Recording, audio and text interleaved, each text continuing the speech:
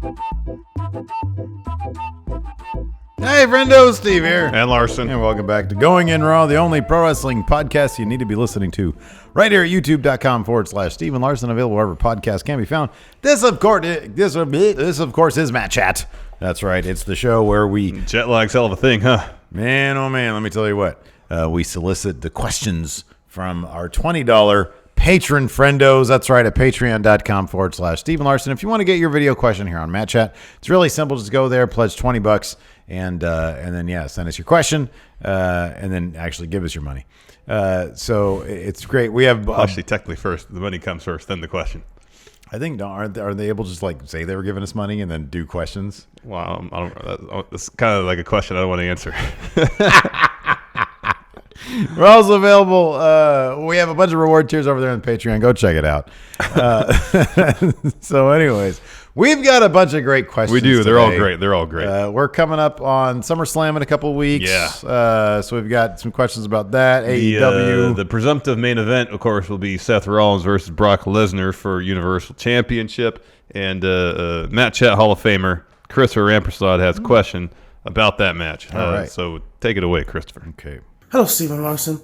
So my question is, I feel like they haven't been building Seth Rollins right. Do you believe that Seth Rollins is going to take that belt off of Brock Lesnar at SummerSlam? Or who do you think will take that belt off of Brock Lesnar? I think Kevin Owens, if they build him right. But I don't know at this point. I'm so tired of Brock having this belt. And they make Seth a very big nerd. Look what happened Monday. Oh my God, I was in so much pain watching that whole show. And Seth looked like a nerd. He didn't look like a champion. You know, Austin, Triple H, none of these guys, or even John Cena will do stuff like this. Thank you, Christopher. Thank you, Christopher. Take it away, Steve. So if the question is, will Seth Rollins beat Brock Lesnar at SummerSlam? Is that the question? That's the first part of it. Okay. No. No. Look, man, here's the problem. I kind of have like a half conspiracy theory about this. Hit me with it. Here we go. Hit me. So who do we know Vince McMahon wants to be the man in WWE? Roman Reigns. Right. Who, for the most part right now, is kind of the man in WWE? Seth Rollins. Seth Rollins, right. Well, what if they wanted to pull a switcheroo and they said, hey, how can we make Roman Reigns the man and Seth Rollins, not the man? Well, here's an idea. You turn Seth Rollins into kind of a douchebag. You have him go out and basically attack fans for being stupid and presumptive and curious. Curious, and you run him down, and you go out there, and you're putting up this facade of I'm the guy defending the company, but in reality, you're just going to come off like a big dorky douchebag. We do little Easter egg hidden things like have DX and the Click hug while you stand on the outside of them looking like a lost puppy. Yeah. Nobody likes that. No, you make Becky Lynch kind of cuck him out a little bit. And slap on the ass and really act like you don't care about him while he's all goofy-eyed towards you. You basically make Seth unappealing as a human being. All right. And that, in turn, will maybe then make people want to go back to, no, we want Roman again. Roman's like a real man. He's not coming out in Avengers-themed gear. That's what we want. And so maybe that's the plan. Maybe that's what they're trying to do right now. I think you're reading way too much into it. Oh, I'm reading way too much into it.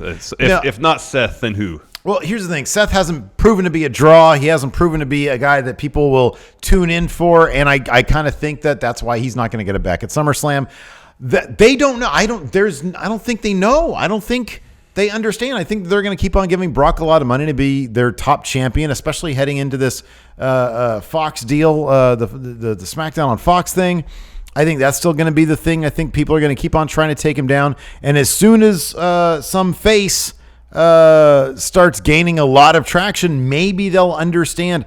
They've I don't want to say buried, but they certainly have hampered any number of people coming into the company or trying to get up into the company.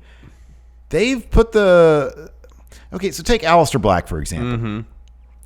We can say Aleister Black did not have an impressive debut It was that weird, like they brought up all four of the big NXT guys. Yeah. Well, it wasn't impactful. I wouldn't say it wasn't impressive because he and Ricochet were a hell of a tag team, put some really good matches, but it wasn't impactful. Yeah. And, he was in that room for a long time talking about people wanting to fight him. And then he fought Cesaro. He wasn't even on TV this past week. Ricochet has actually had a much more impact. I'll just say Ricochet. I'm going to say Ricochet. All that DX stuff was meant for him if he didn't get that elbow infection.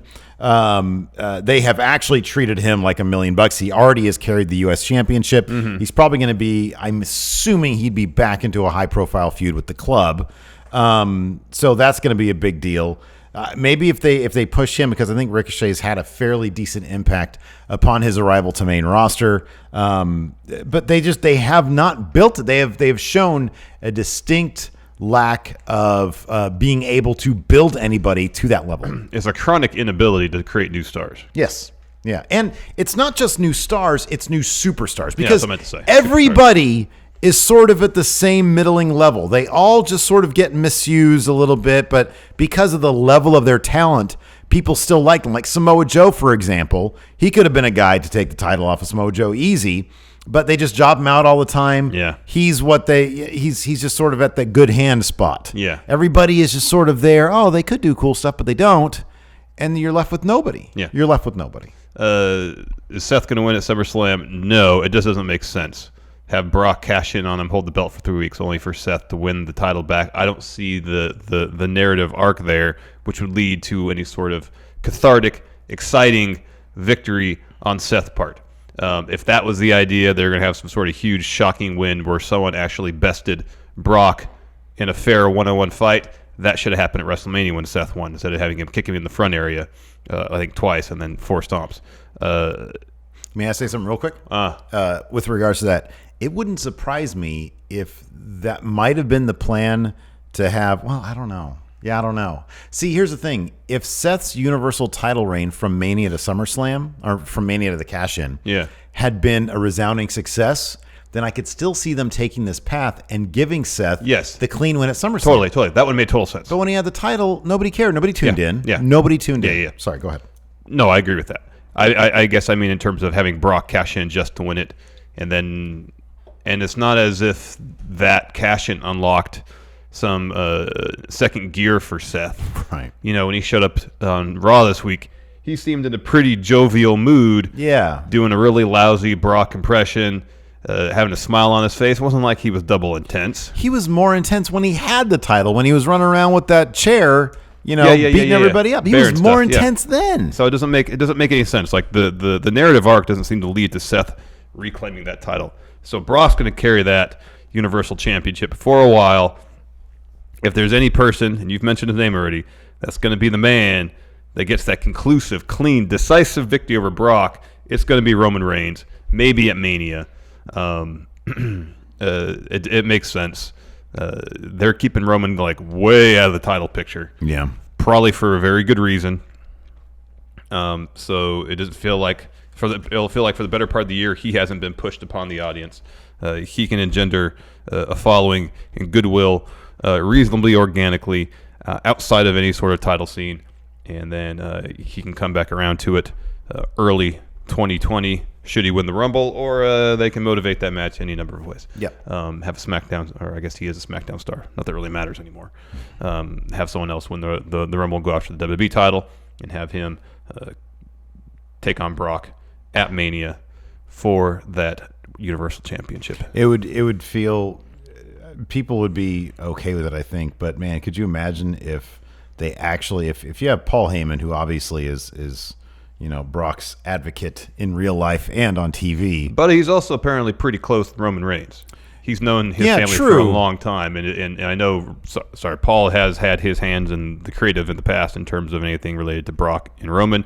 But for him to have full control of it, maybe allow Roman to be Joe instead of this forced upon Roman Reigns character. Dude, what I was gonna say is, Anyways. I kind of feel like Heyman might be one of the guys really pushing Ricochet also. Oh, I heard he's really into Ricochet. And if they decided to go with Ricochet, who I think is, like I said, has made a big impact to this point, I think it'd be very interesting to see Paul Heyman handle a David and Goliath type situation with Ricochet and Brock Lesnar. I think Ricochet would get the biggest pop maybe ever if that happened. I would like to see if Heyman had his entire way with Roman. And we know that Vince has been heavily involved with Roman in the past with the stuff that really was unappealing. It was terrible. And maybe that was because Heyman didn't have his full hands on it. Hopefully that's the case, and hopefully it wasn't heavy Heyman back then when things were crap. In any event, it's probably Roman. I have a hard time believing they looked at Seth's very, very brief Universal title reign and thought, oh yeah, this is what a rousing success this was. Yeah. Next, a question from Andy Nero about the G1. Hey friendos, Stephen Larson. It's Nero with a matchup question.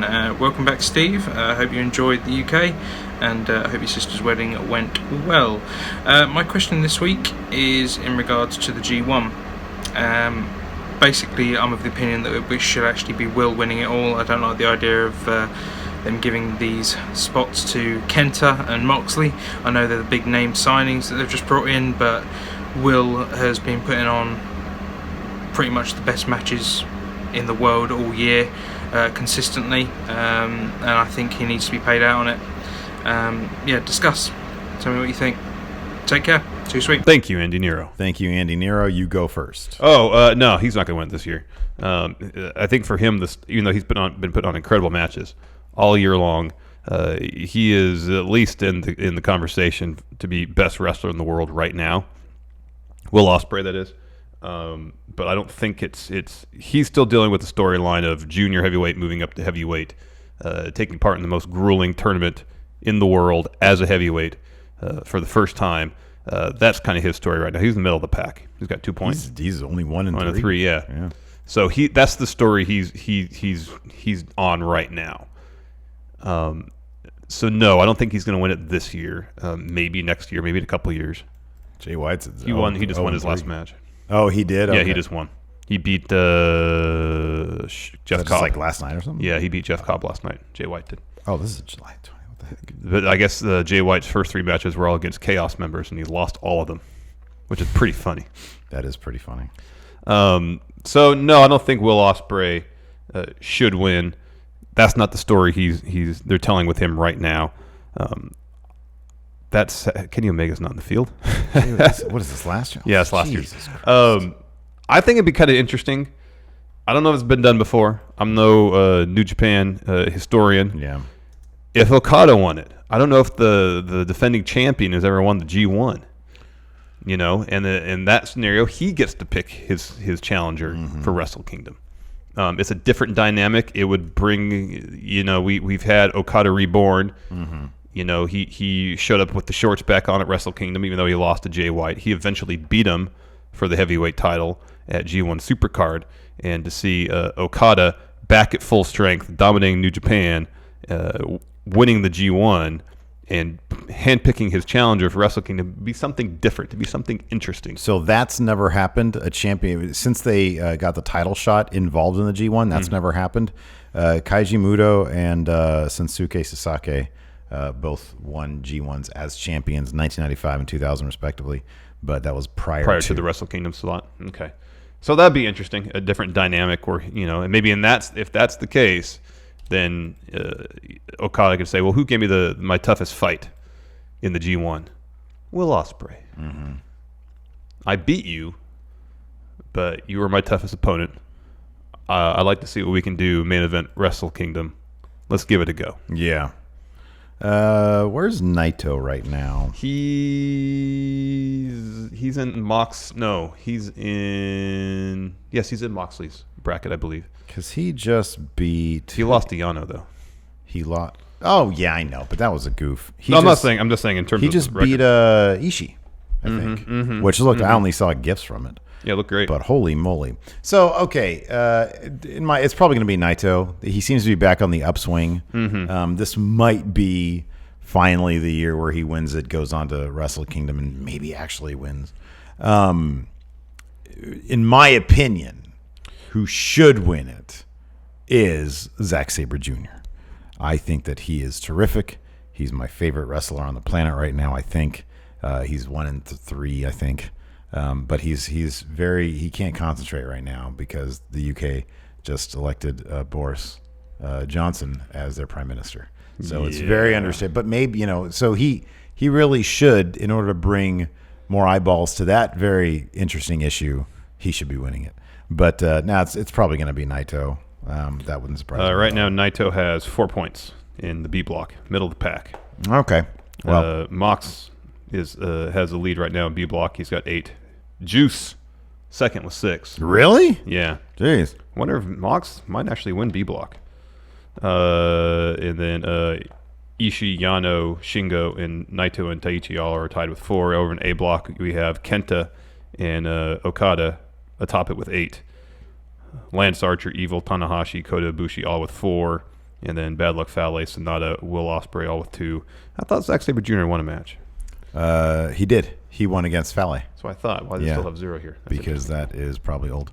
I think I'm predicting right now that the final is going to be, looking at it now, Kenta versus Naito. interesting. That's my. Naito's got to go on a run then. Yes, I think he will. Well, let's see what the final. Because he had like a big. It was like the main event. He had like a big speech. Let's see what the final. Usually, you get a pretty good indication of what the last couple matches. You mean? Yeah, like the last match, the last night of A block matches before the finals. Well, you got Juice versus Mox, and they're 1 and 2 in B block. Considering that Moxley beat Juice for the U.S. title, it would make sense for Juice to pick up that win, and maybe in the process, maybe be spoiler. Yes. Yeah. Yeah, but who else is in? Yeah. So then you get Naito versus Jay White. Jay White's in the bottom half of the rankings, so Naito has to go on a run. But in A block, you got Okada and Kota Ibushi, Tanahashi. Like usually, the way they book it, there's like a huge match in one of these. Like it's obvious that, like last year was Okada and Tanahashi. Boy, Okada versus Ibushi is something else, and Ibushi can play spoiler there. That makes sense. And then Kenta versus Zack Sabre Jr. Zack Sabre Jr. can take a loss. He's taking a lot of them. Yeah, or he could play spoiler for Kenta, get his 1 win by denying Kenta. Yeah, it could be. It's shot in the final. See, there's so much going on. Lots of great stories. Exactly. Lots of moving parts. Can you imagine trying to book that crap every year? Oh, boy. Oh, I know. Speaking of a lot of moving parts, got a question here from Rich Nason about what wrestling is going to look like in the future. In the year 2000.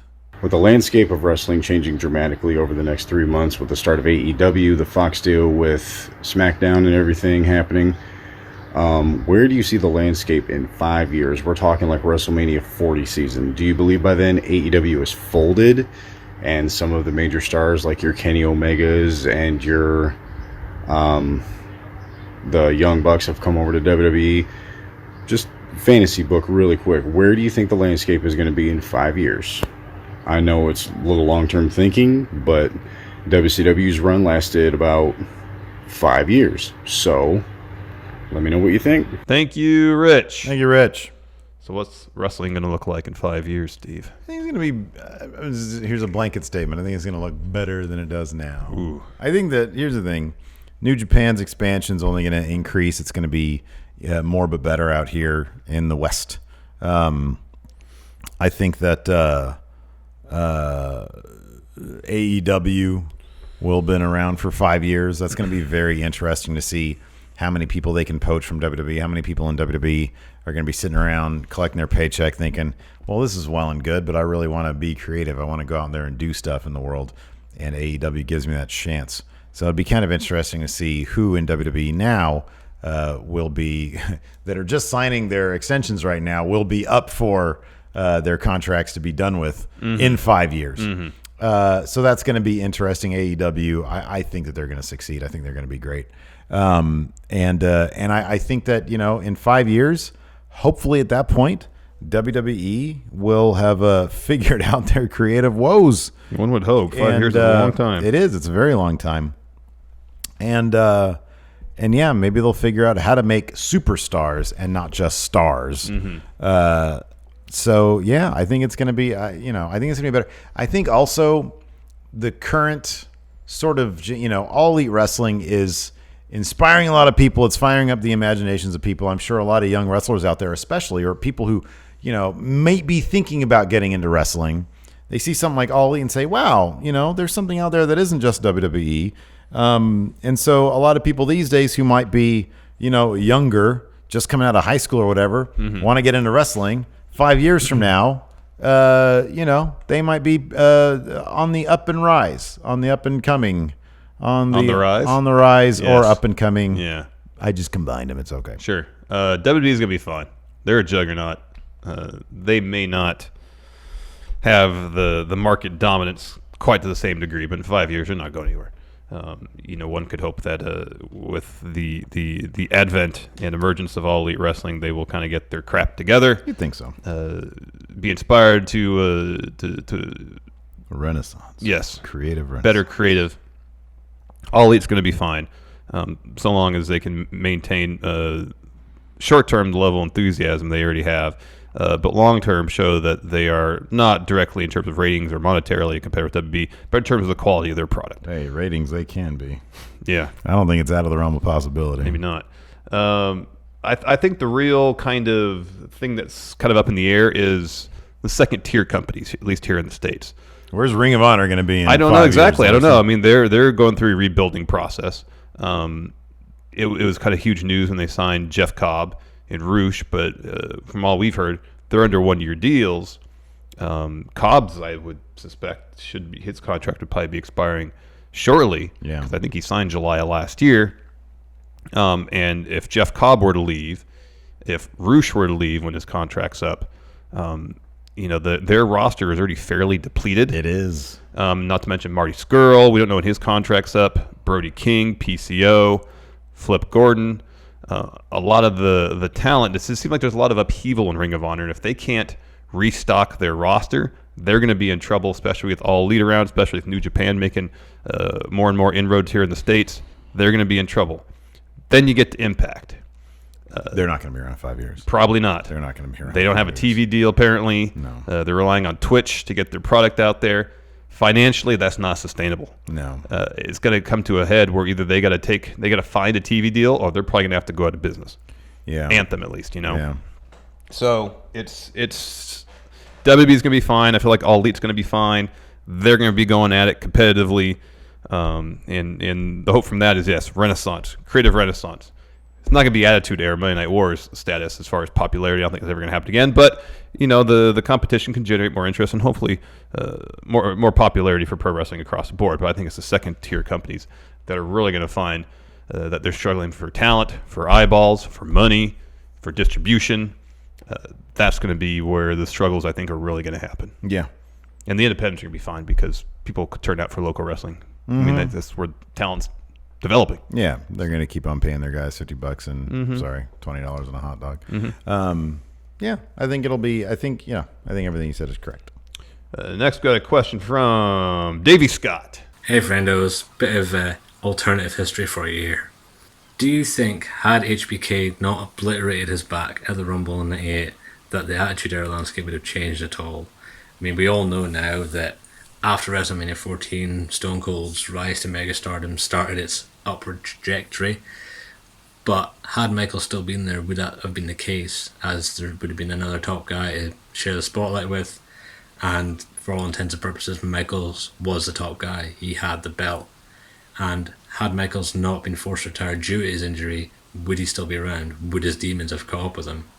I'd like to hear your thoughts. Too sweet, hearty handshake. Lean. Thank you, Davey Scott. Thank you, Davey. So Larson, you're the bigger HBK. I'm a big fan of HBK, but you used to make mixtapes. Best stuff. HBK, and sell them on stuff. eBay. You pirate, you? No, I didn't sell them on eBay. I would buy tapes on eBay and make my own tapes for myself. I never sold them on eBay. That's too much work. You sure about Maybe that? I did once. I thought you sold them on eBay. I might have did once. Oh, okay. But anyways, how much would the Attitude Era A lot. really have to? A lot? You I think it would so? change a lot because I don't know. I mean, I guess it all could have happened similarly, and then you have the added bonus of having HBK still on the roster. However, if he didn't, for him from a personal standpoint, if he hadn't retired, I don't know if he would have kind of cleaned himself up. That's true. Because by every indication, he was a bit of a mess around that time. And he was supposed to come back around like Mania 17, I think. and he was such a mess that they sent him home. I was like, I forget the exact story, but that was like the gist of it. Yeah. So that would have been an issue from a personal level for him. So I think he needed that break to get himself right. As far as the product, Austin would have won at WrestleMania 14 regardless. I mean, that was the direction the company was headed in. But you saw in direct aftermath of HBK's loss, and again, they could have found a way for this all to play out. With HBK out, that allowed Triple H to step up as leader, DX become a huger star in his own right. And if Michaels was there, yeah, the possibility could exist. They could have had a power struggle for DX now that Michaels wasn't champion, but that's not a certainty. That might have kind of held back Triple H a little bit, from becoming the major star he eventually was. Plus, you have an additional main event player to incorporate into everything. I don't think him being around necessarily from a wrestling standpoint would have been a detriment because he's one of the best in-ring performers of all time. However, I think it really would have changed how things played out during the Attitude Era. I'm not saying for better or worse. I think things would have been significantly different. I think, okay, so like storyline-wise, yeah, I think things would have been different. I think you made one point that I think is probably true. Triple H's future probably would have been the most in doubt. That's kind of obvious. Although I think that given what you said initially about HBK, would he have cleaned up? Would have he been a bit more desperate in his politicking? But I mean, we both heard stories about, look, no amount of politicking was ever going to stop the ascent of The Rock. Stone Cold was on another level. Mankind, I don't think much would have changed with how they handled him, Taker, Kane. HBK would have been another main event level guy. Who I think we might have had, I think you called it. I think they would have had, if not a DX power struggle, I think they would have done that. I really do. I think that if you see, Triple H was pretty antsy after the first year or so to ditch DX and be his own guy. I think the lessons he learned from HBK in terms of politicking and, eventually romancing Stephanie McMahon. I don't think that was part of his politicking. I think they probably made a real love connection. I think that wouldn't have necessarily halted his ascent. And you never know, maybe HBK,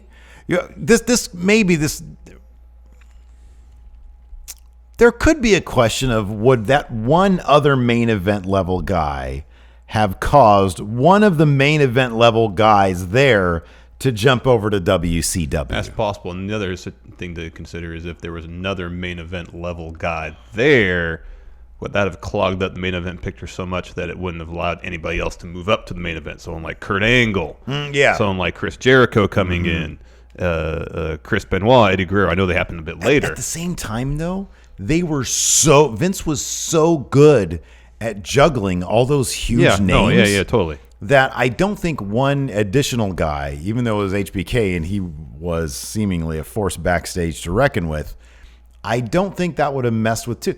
I mean, at the same time, it's like, man, as great as the Triple H HBK feud was after his return, imagine getting that back then with two guys who really like each other, who want to help each other out. And HBK, tell me HBK wouldn't have wanted Triple H to have gotten to the biggest position of power as well. Those guys had in the Click had no trouble jobbing to each other. Exactly. None. So I don't know. Maybe it would have helped Triple H's ascent. Maybe it would have made it even faster than it was. Entirely possible. I don't know. I think that I think things would have been different. I'm not sure how different they would have been though. Next, Xena 64. Salutations, friendos. I recently just got a haircut, and it got me thinking. It's been a while since we've seen a hair versus hair match in the WWE, so my question for the week is, which two opponents should go hair versus hair, and who should be the one to cut their hair, and how would you book it? Thanks. Goodbye. Thank you, Xena 64. Hair versus hair. Who you want to see? Well, right now, man, I'm looking at NXT. They do some terrific gimmick matches there. War Games. That's pretty much it. They've got a 2 out of 3 falls. All stipulation match. All stipulation thing. That's kind of wonky. I'm going to go with these guys here. Somebody who always does creative stuff with his hair, Velveteen Dream, whether he wears it all the way up or, in weird, he does sometimes he does like the James Brown, the real cool style. And then Adam Cole, who's got number one, if you can do hair versus hair, you need 2 guys who are going to look good. Either one has to look good without that hair. I don't know about Adam Cole. I get this. I have this suspicion that if he were to cut his locks, he'd still look pretty cool. Well, he's a handsome man. He's a handsome dude, as is the Velveteen Dream. I believe we've seen Velveteen Dream when he was just Patrick Clark. He had short hair. He had short hair when he wasn't tough enough or whatever. Yes. He had short hair. So we've seen that. Both handsome guys. Yes. And the idea of it, given that Velveteen Dream is always about his image, that could be a really fun story. Adam Cole, acquiescing maybe to the Dream's demands of doing a hair versus hair match, and then him having to sit there as they cut his hair, or vice versa. Yeah. I think that could be a lot of fun. I know Daniel Bryan has spoken about wanting to be involved in the hair versus mask match. And I know hair versus hair or hair versus mask matches, of course, are a huge thing in Lucha Libre. Main event in Triple Mania coming up in a couple weeks is a hair versus mask match. I don't want to know anything about that. Well, it's Dr. Wagner Jr. versus Blue Demon, man. I'm trying to forget it all in advance. I don't know how Andrade lost his mask. If he did. I think he did. And I was hoping he would have a mask versus hair match against Rey Mysterio for Mania. It didn't happen. So I want to see Daniel Bryan, who we know what he looks like with no hair. He used to have no hair. And Andrade. I think the match would be stellar. In terms of match quality, I think that might be up there as tops. Tops of the list. Absolutely. Be steeped in tradition, and it would be great. That's the match I want to see. Daniel Bryan versus Andrade. You were looking at when... I think it was against Atlantis. Oh, okay. Perhaps. Oh, is that him? Is that Andrade right there? Looks like it might be. Yeah, it looks like him. Yeah. Oh, wait. Go back a little bit.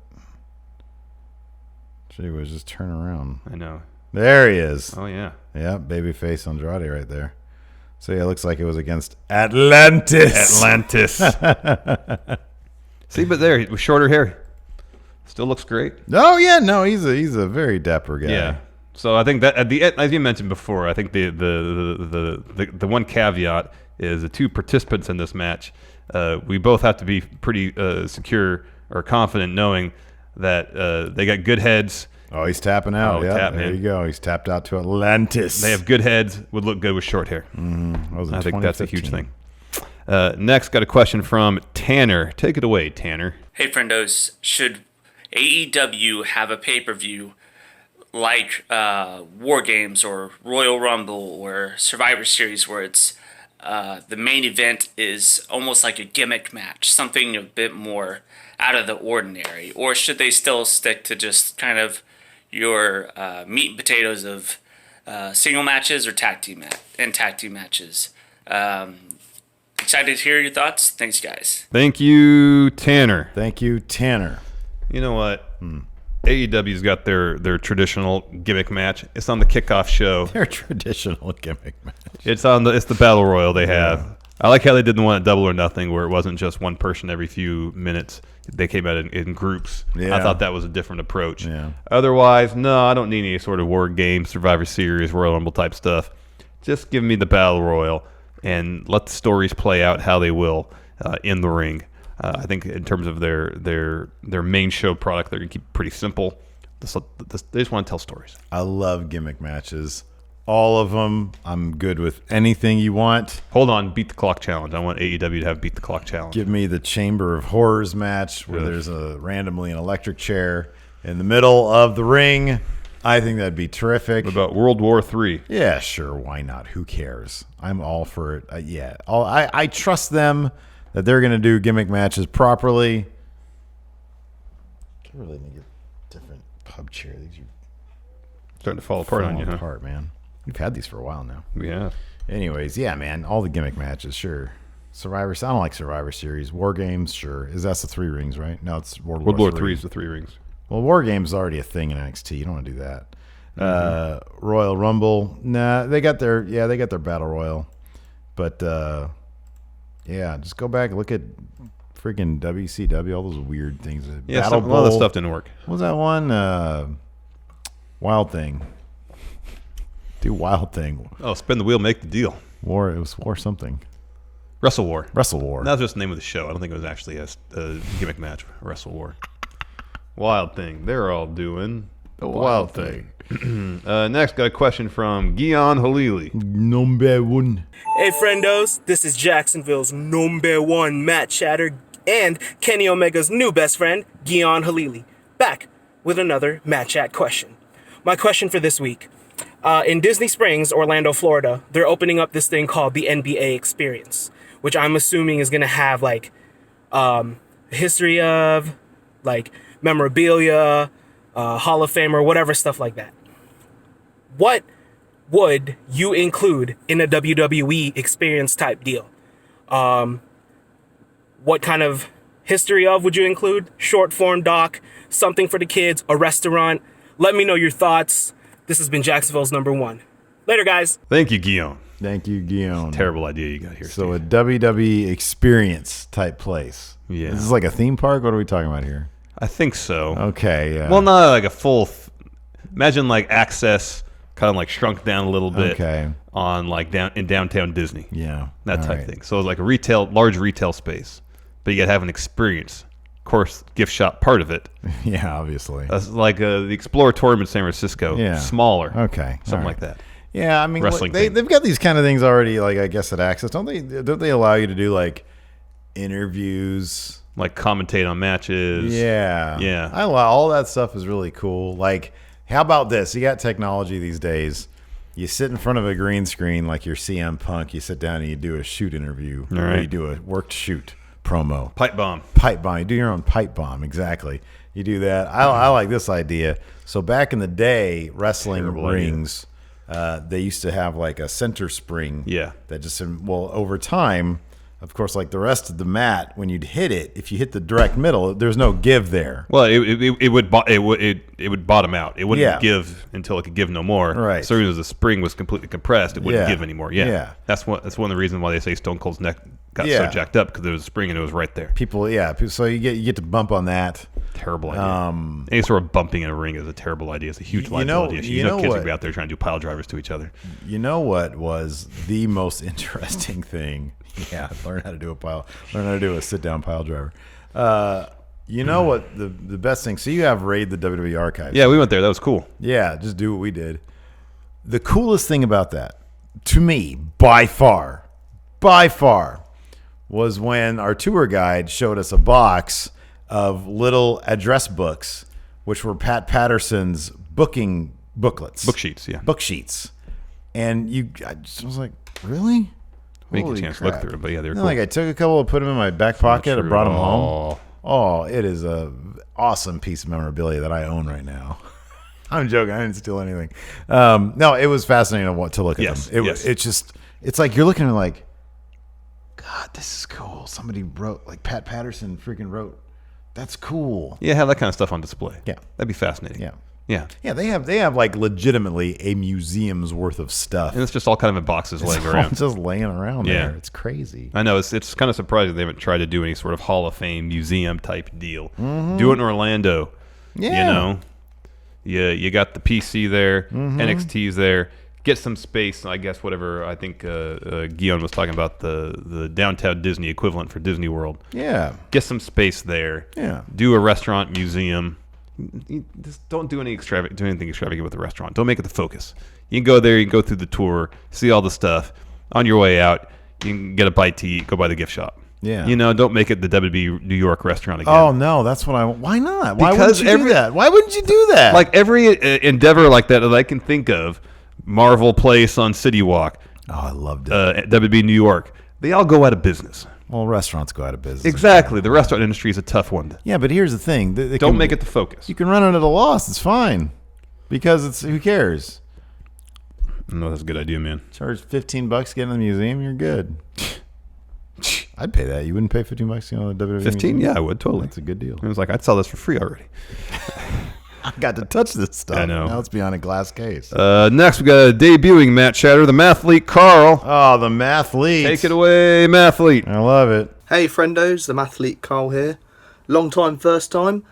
My question for Matt Chat this week: what move should go back to only being used as a finisher? Too sweet, hardy handshake. Thank you, Carl. Thank you, Carl. Powerbomb. Powerbomb should only be a finish. I mean, that. Powerbomb. Yeah, it's powerbomb. Powerbomb. I mean, Walter uses it as his finish these days. Yeah, Kevin Owens used to. I mean, like, really, it's a move that looks like you could really mess up somebody. It should be a finish exclusively. When's the last time? I know, like, when he started using it, the last ride was Taker's finish. Yeah. These days, it's more of a tombstone, though. He can't do the last ride anymore. Has he? It's been a while since he's done it. I don't think he's tried to do it since the Mania match against Roman. Oh, wow, yeah. Jeez. That I can recall. Yeah. No, it's a powerbomb. Yeah, I've always loved the powerbomb. It's like one of my favorite moves. I know, I was trying to think of other ones, like the super kick, but who cares? Pile driver, then you bring that back. Oh, speaking of which, Stephen M. has a question about other moves. Other moves, yeah. Hey, what's going on, friend? It was great to have you back. Speaking of having you back, my match this week is what wrestling moves would you like to see return? Personally, I hate that Finn Balor doesn't do the 1916 anymore. It's a super cool move. It's an important year for Irish history, and also like that elbow through the chest isn't half as cool as him picking them up for the 1916. And seeing Owens bring back the stunner is always great. So, is there any top 5 wrestling moves you'd like to see come back and wrestlers use this week? Thank you, Stephen M. Thank you, Stephen M. Go ahead. Pile driver. Bring that back. Like a legit pile. Those are harmless if you know how to do them. Yeah, no. I mean, all you really got to do is sit back and the guy goes back with you and lands kind of on his shoulders on your lap. Mm-hmm. It's totally fine if you know how to do it. Like, bring back the pile driver. What the heck? They let people do the Canadian Destroyer, but they can't do like a regular powerbomb. They'll do driver, reverse yes. Rana. Yeah, pile driver. They'll do the reverse Rana over and over again. Way scarier. Which is super scary. Yeah. But yeah, no, it's weird. Do a regular pile driver? I know, it's weird. I want to see the Muscle Buster come back. No. It's such a cool looking move. No. It's a great looking move. No. That's terrifying. As far as I know, there's only been that one. My neck hurts just thinking. Horrendous injury, but there's only been that one injury that I can think of because it of just takes one, and then you got to stop doing it. Next. In a perfect world, and if you can guarantee everybody's health and safety, Muscle Buster, I think it's a really cool move. Oh, sure, yeah, if you can guarantee that. You mentioned pile driver. Is a very good looking move. You mentioned pile driver. You're halfway there. I don't know if they've ever done this in WWE. I want to see a package pile driver in WWE. Didn't Owens do like a package pile driver? Not in WWE. He used to in the Indies. That was his finish. It's package pile driver. He brought a package something. It's a package powerbomb. Package powerbomb. He used to do the package and just do a powerbomb out of it. Okay. Rather than the pile driver. Package pile driver is such an awesome looking move. Yeah, it really is. I want to see that in WWE. Next, another new Matt Chatter, Blake Esta. Hey friendos, first time checking in here. Quick question for you. Sid has finally gotten his dream contract from WWE. It's a WWE versus AEW softball match. Who's on both teams? Of course, Sid is the captain for Team WWE. Who's on both teams and who's the captain for AEW? Too sweet, hearty handshake. Y'all have fun. Thank you, Blake. Since I'm the Sid fan here, I took Team WWE. Of course, we have Sid. He's the captain. He hits cleanup. He plays first base. Okay. The Miz. He won MVP at some celebrity softball game. Oh yeah, he's on the team. Okay. He's a lefty though, I think, so he can't play. He has to play outfield. Braun Strowman. Mm-hmm. His dad is like one of the greatest softball players like ever. He holds some sort of record for most home runs. Kurt Hawkins. I don't know if he plays, but he's a huge Mets fan. Oh yeah, okay. So he would be on the team. Daniel Bryan. Again, I don't know if he plays, but he was involved in the whole San Francisco Giants thing when they won the World Series and they started doing the Yes chant.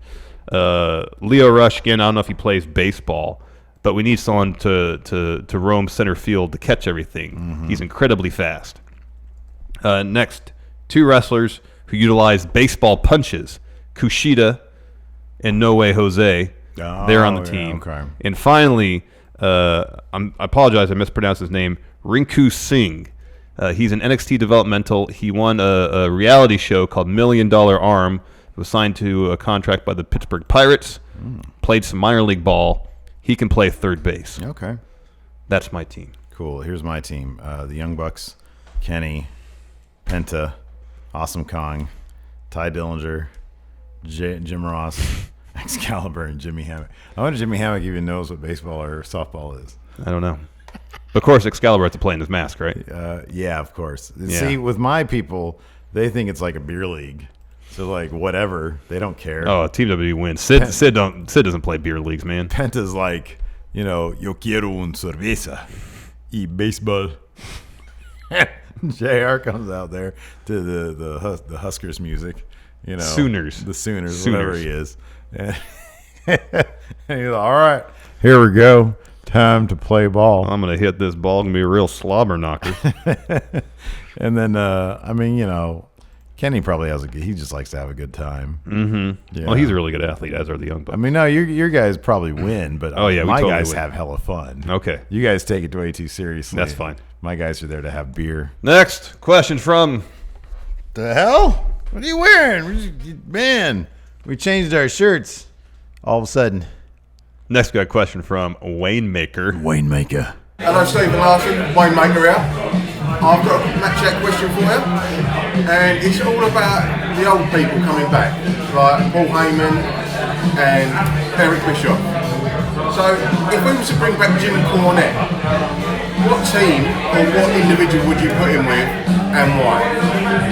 Too sweet, party handshake, see you later. Thank you, Wayne. Thank you, Wayne. Got something going on with your nose there? Yeah, I got a little something going on with my nose Think there. about wiping that on me. See that very British special guest in the back there? That was me. That was you. I was there when we recorded that. Anyways, Jim Cornette. Uh-huh. He comes back to WWE. They want to pair him as a manager. You're not allowed to say the Revival. That's the rule that I'm making for this question. Oh, yeah, that would be the obvious one. Kind of obvious. Who would you put him with?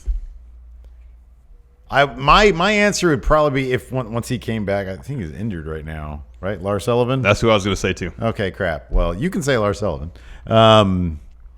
I would say put him with then. I'd put him with Apollo Crews. Okay. Apollo kind of has old school babyface guy going for him in that he doesn't really do anything. Like personality wise, he doesn't really do much beyond be kind of happy. Here's the thing about Cornette. Character wise, he was typically heel. I think the general consensus is he's kind of a heel anyways. Yeah. So you'd have to put him with the heel. Okay. So Lars. Yeah. Lars is decent Well, on the that's why mic. I said Lars in the He's first reasonably eloquent on the mic. Pair him with, he's a kind of a throwback. I guess pair him with Cornette. Lars is yeah, we'll just stick with Lars. Lars is like 80s ugly also. Yeah. And that's why he would work with Cornette. And Cornette would probably love working with Lars. He probably would. Wow, this is what wrestling should be. Gigantic men throwing fists at each other. And on top of that, how much would you love to see like an uncensored version of, what is it called, Ride Along? Yeah. With Cornette, because obviously if you pay attention to Cornette's Twitter, he's obviously probably, and if you pay attention, if you pay attention to both Cornette's Twitter and bodybuilding message boards, politically they seem to be on opposite ends of the spectrum. Yeah. So yeah, good answers there.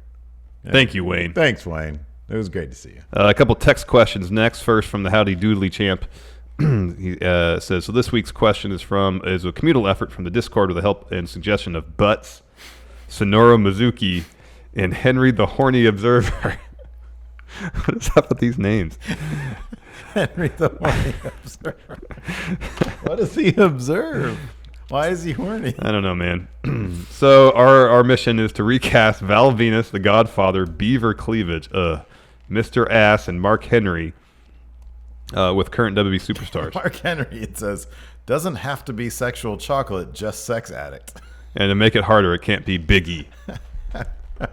Just sex addict. Oh, man. So it's all like sex obsessed people. Yeah. Courtesy of Henry the Horny Observer, Butts, and Sonora Mizuki. All right, who could be a porn star? Who's Val Venus? Oh man, Finn.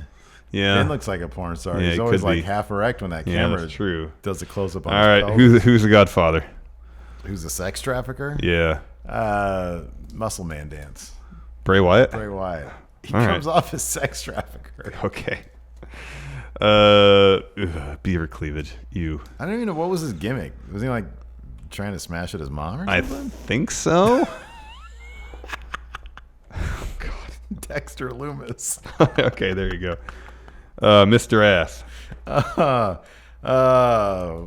an ass man? Yeah, who's like in just tremendous shape and will probably be in tremendous shape in like 20 years. I would say Finn. We already got Finn I know. as a porn star. Oh, wait, no. Okay, Finn is Mr. Ass.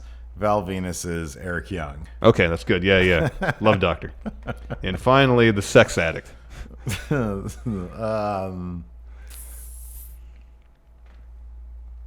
know who'd be hilarious as a sex addict is Daniel Bryan. Yeah. Okay. Yeah. Because whenever he does like intense, it's just great. Yeah. I could see him being an intense, or he's like a chronic masturbator.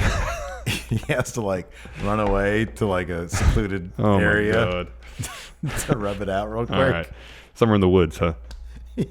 Or in the bowels of the arena. Oh my god. Cameron finds him and he's like back there. He's like, oh god, leave me alone. Get out of here.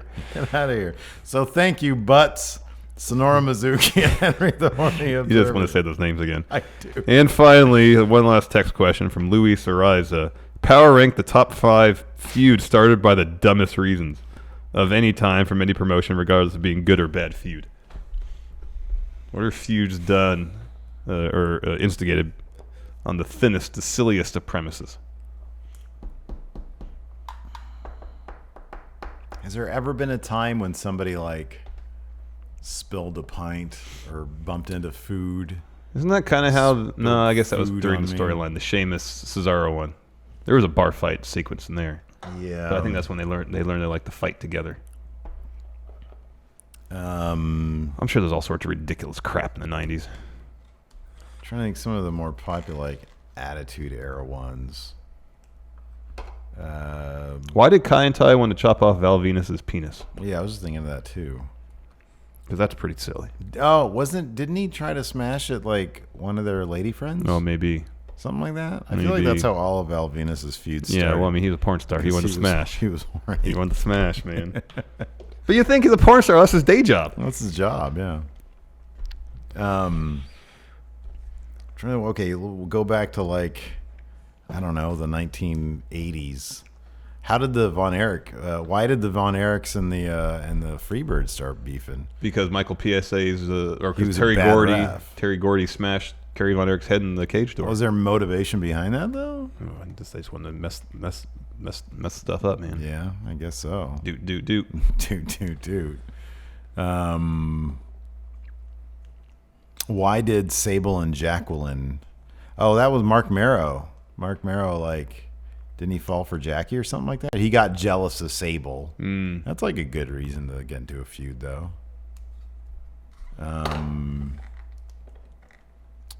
Didn't Braun and Colin Jost got into a feud. Yeah, that's pretty silly. Over Colin Jost just put his foot in his mouth. Yeah, that was pretty silly. That was kind of dumb. All right, we have one. We have 1 of 5. Yeah, one answer. Oh, we got to come up with 5. Oh my god.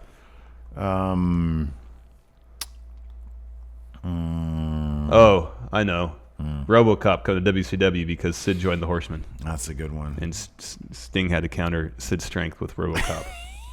To counter Sid's strength. Oh man. Oh, I think that's good. You're jet lagged. That's probably good. Yeah, I'm jet lagged. Exactly. That's a good excuse. Anyways, thanks everybody for tuning in. We appreciate it. If you want to get involved in Matt Chat, $20 in the Patreon at patreon.com/Stephen Larson. Thanks so much for tuning in. We appreciate it. Till next time, we'll talk to you later. Goodbye.